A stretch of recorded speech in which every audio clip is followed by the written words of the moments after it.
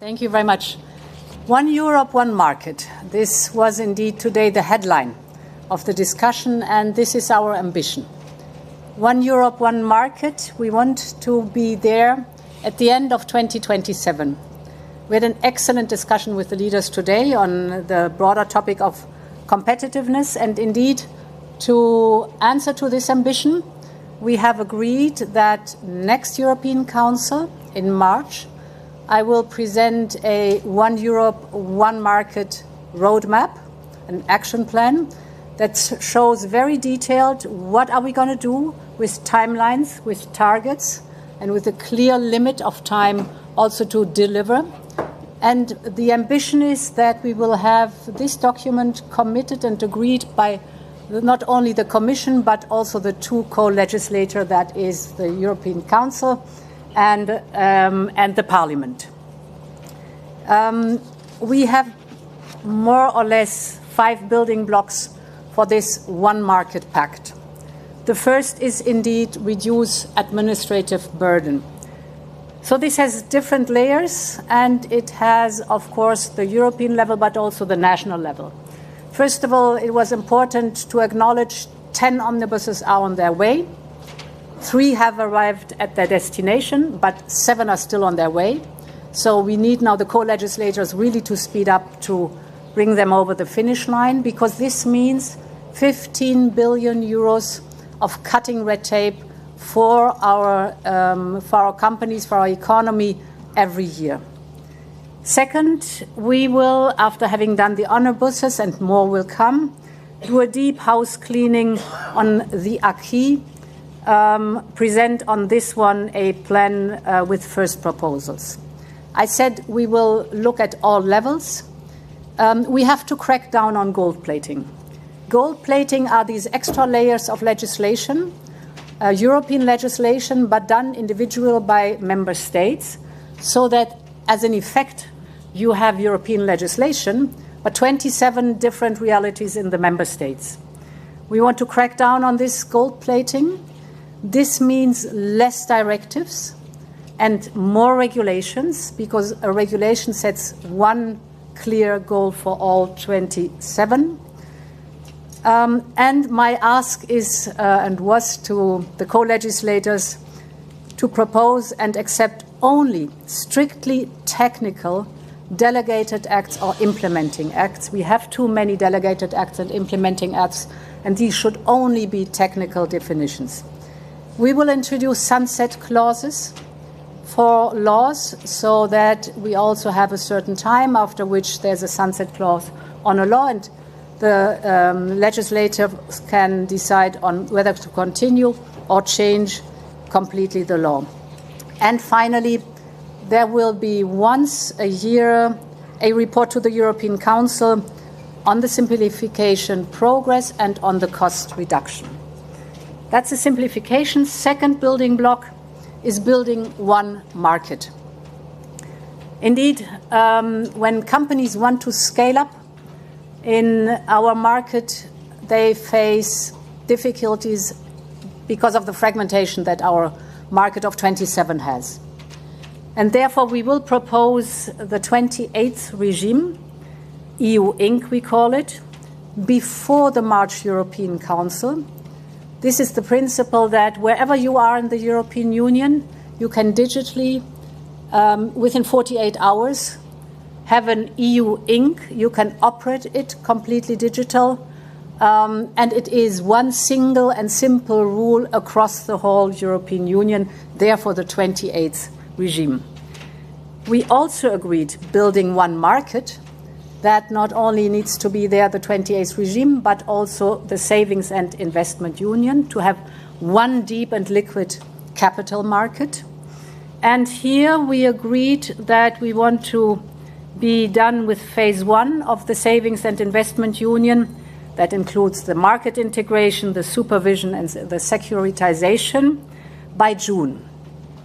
If there is not sufficient progress by then, we will consider to introduce enhanced cooperation That is that at least 9 member states, if they want, move forward faster and decisive to be more ambitious. The enhanced cooperation, theoretically, is also very interesting for the 28th regime, because you can make it more ambitious. And if not all 27 immediately want to move on the 28th regime, we could go into the enhanced cooperation. Get me right, I preferred by 27, but it's these two enormously important building blocks that really have to advance now, and therefore there is, as a fallback option, potentially the enhanced cooperation. We need European champions, and therefore the merger guidelines, the draft will be presented in April, then comes the consultation with the member states, but we are very clear that we need European champion, that is merger guidelines that allow for the global market and not only for the European market.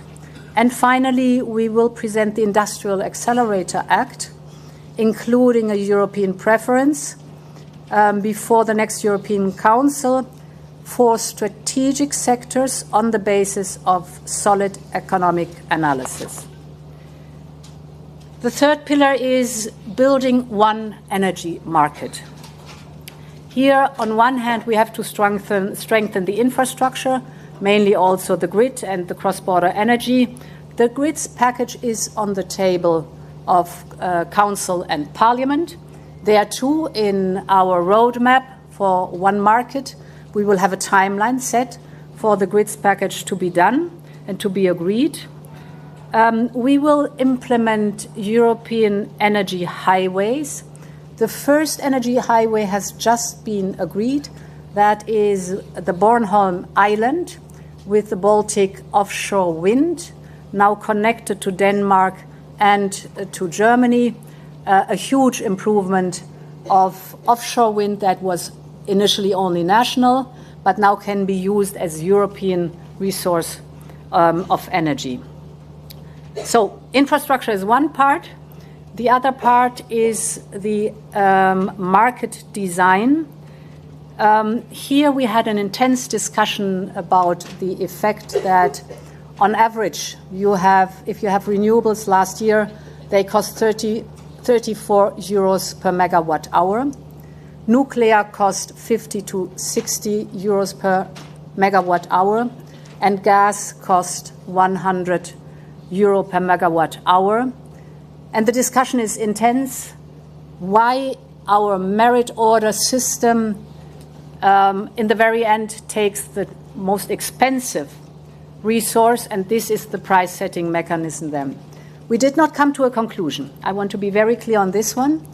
But to the next European Council, I will bring different options and findings on whether it is time to move forward on the market design or whether we are still good on this market design. And we will come as planned and as it is in the law with an ETS review. Fourth pillar is the digital. We agreed again here, the Digital Networks Act. You mentioned the telecom merger possibility. That's in this DNA, Digital Networks Act. It's on the table. We will have timelines in the roadmap so that it moves forward rapidly. The same goes for the European Business Wallet.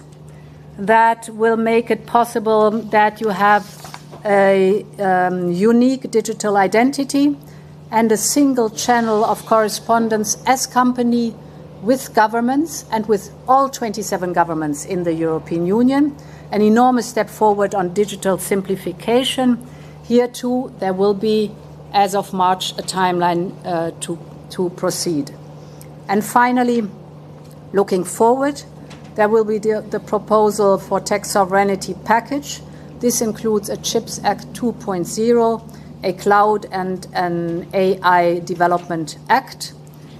Last point on the digital, we also looked at the infrastructure that we need for high computing power. You know, we have the AI factories. We will upgrade them to ecosystems of AI gigafactories. And here too we discussed the enormous response that we got Europe-wide for our proposals, and this we will launch in June. Last but not least, an important pillar, this is not within the one market, but it is trade, which is, of course, of utmost importance for our market.